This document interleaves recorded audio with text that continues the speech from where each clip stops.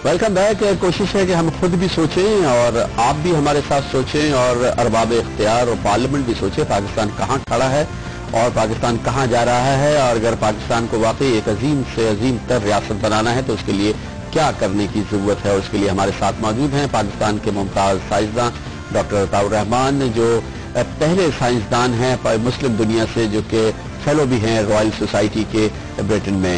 Doctor साहब, जो एक और चीज़ बहुत अहम है कि जो भी हमें अपनी कौम को उठाने के लिए और उसको अक़वाम आलम के अंदर एक आला मकाम पहुंचाने के लिए, उसमें एक बुनियादी ज़रूरत यह है कि हमारे पास वसाइल भी हो ताकि हम उनको खर्च कर सकें और फिर जिस किस्म के प्लान की आप बात कर रहे हैं उस पर हम उसका हम खर्चा कर सकें। लेकिन हमारी जो आमदनी और हमारे अखराजात हैं रियासत की, उसमें बेपनाह प्रॉब्लम है। 2 खरब रुपए के हमारे अखराजात, 1.3 खरब रुपए की बमुश्किल हमारी आमदनी, 700 अरब रुपए का फर्क है। ये आमदनी बढ़े, कौम के पास पैसा आए, रियासत के पास पैसा आए और फिर उसके बाद ज़ाहिर है फिर अखराजात बहुत बढ़े, लेकिन ये इसके लिए हमें आपके ख्याल में क्या करने की जरूरत है? देखिए, एक तो आपको टैक्सेशन स्ट्रक्चर को दोबारा देखना पड़ेगा कि किन फील्ड्स में आप कितना टैक्स लगा रहे हैं। आप सिर्फ सनत के ऊपर बोझ डालते जा रहे हैं और उस बोझ के नतीजे में वो सनतें बंद होती जा रही हैं, आपके बिजली के दाम बढ़ गए, गैस के दाम बन गए और फिर कॉम्पिटिटिवनेस जो है उनकी बराबर वाले ममालिक से वो क्या रह गई अब, तो उसकी वजह से तो आपको टैक्सेशन स्ट्रक्चर को वाइड करना पड़ेगा, जिसके अंदर आप जैसे ज़राअत के ऊपर इस वक्त आपने टैक्स जो है ना नहीं लगा रखा। एक बहुत बड़ा सेक्टर है और उसकी वजह एक ये है कि जो लोग टैक्स बनाने वाले हैं उनके अपने इंटरेस्ट हैं, वेस्टेड इंटरेस्ट हैं, वो अपने ऊपर टैक्स नहीं लगाना चाहते। ये पाकिस्तान की बदकिस्मती है। तो एक बहुत बड़ा एरिया जो है वो ज़राअत का है जिसके ऊपर आपको टैक्सेशन लगाना पड़ेगा। दूसरा जो आपको काम करना पड़ेगा कि आपको जो लीकेजेस हैं, और बहुत बड़ी लीकेजेस हैं जो आपने प्रोग्राम में पॉइंट आउट करते रहे हैं, चाहे वो अफगान ट्रांजिट है, चाहे वो आपके जो पाकिस्तान स्टील मिल है या दूसरे बड़े बड़े इदारे हैं, 350-400 अरब रुपए की सालाना लीकेजेस हैं, इनको प्लग करना पड़ेगा। तीसरे, आपको नॉलेज इकोनॉमी की तरफ आगे बढ़ने के लिए कुछ सिलेक्टेड फील्ड्स के अंदर फोकस करना पड़ेगा कि आप वैल्यू एडेड सेक्टर में, जैसे एग्रीकल्चर है, ज़राअत है, इसमें वैल्यू एडेड सेक्टर में आप किस तरह जा सकते हैं।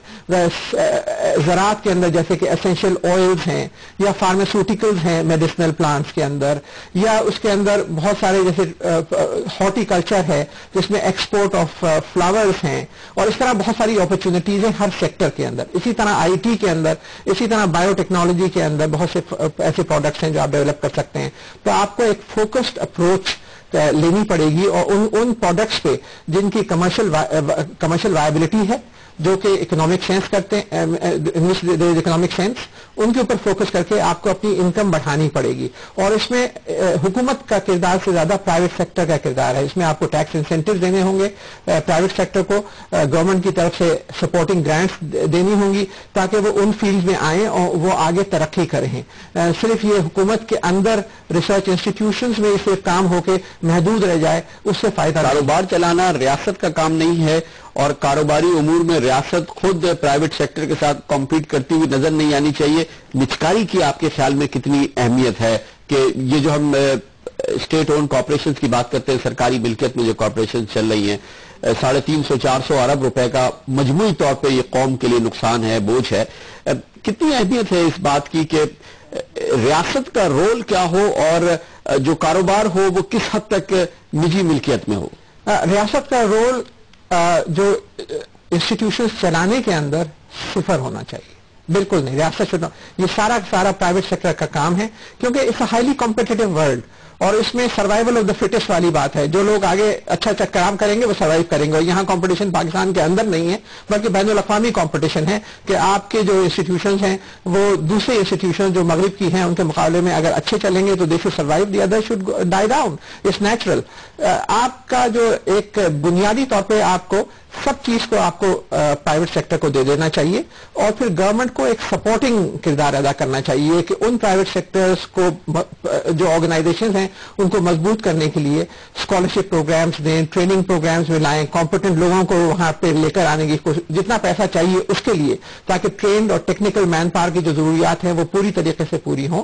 और फिर एक एक्सटर्नल रिव्यू बॉडी उनकी परफॉर्मेंस के ऊपर, जिसमें गवर्नमेंट का कोई आदमी ना हो, जिसमें एक जुडिशल कमीशन के लोग हों, ताकि वहां पे अगर करप्शन हो तो गवर्नमेंट से अलहदा बिल्कुल इदारे के ऊपर एक वॉच डॉग किस्म की ऑर्गेनाइजेशन होनी चाहिए जो कि देखें कि अगर कोई भी ऐसी गलत चीज है तो उसको बगैर गवर्नमेंट को अप्रोच किए हुए इंडिपेंडेंटली और ऑटोनोमसली उनके खिलाफ एक्शन ले सकें और उन लोगों को फिर पनिश किया जा सके। तो there needs to be a built in system of checks and measures. Doctor, जो हमारा इस वक्त जो बजट की सूरत हाल है उसमें जो हमारी आमदनी है, जो हमारा सरमाया, उसका एक बहुत बहुत बड़ा हिस्सा दिफा पर और हमारे कर्जों की अदायगी पर खर्च हो जाता है और उसके बाद फिर बचता ही इतना मामूली है कि फिर हम तरक्याती प्रोग्राम और तालीम और सेहत जैसे शोबों पर हमारा कोई नहीं हो सकता है। आपके ख्याल में इसकी रीस्ट्रक्चरिंग हो सकती है मौजूदा वसाइल में और इस दौरान कोशिश रहे कि वसाइल बढ़ जाए जिसकी वजह से ताकि तालीम जैसी स्ट्रेटेजिक इन्वेस्टमेंट के अंदर हमारा फोकस आ सके?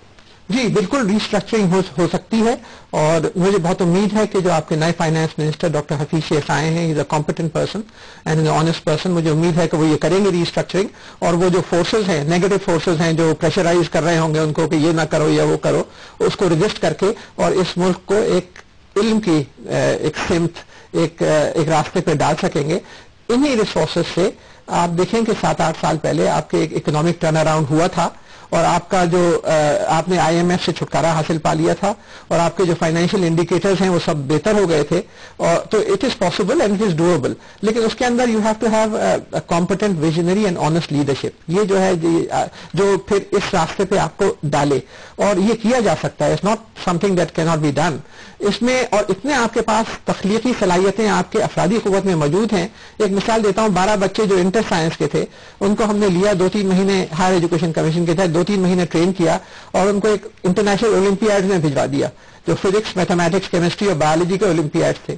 तो 12 बच्चों में से 3 जो है मेडल्स लेकर आए, एक सिल्वर मेडल और 2 कॉपर मेडल। इन 54 ममालिक में जो उसमें कम्पीट कर रहे थे उसमें मगरबी ममालिक भी शामिल थे और टॉप ममालिक थे। तो इतने माशाल्लाह ज़हीन तरीन बच्चे आपके पास हैं।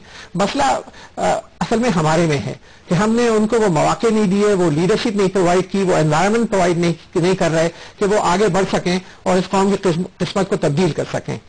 डॉक्टर अताउर रहमान हमारे साथ हैं और कोशिश यही है कि हम देखें कि पाकिस्तान के मसाइल क्या हैं और उसको हल करने की तजवीज़ क्या है। बेहतरीन पाकिस्तानी, आज़ाद सोच रखने वाले पाकिस्तानी जिनका बेपनाह तजुर्बा है, उस तजुर्बे का निचोड़ हम हासिल कर रहे हैं और वो आप तक पहुंचा रहे हैं। कमर्शियल ब्रेक के बाद वापस आएंगे तो डॉक्टर अताउर रहमान हमारे साथ मौजूद हैं।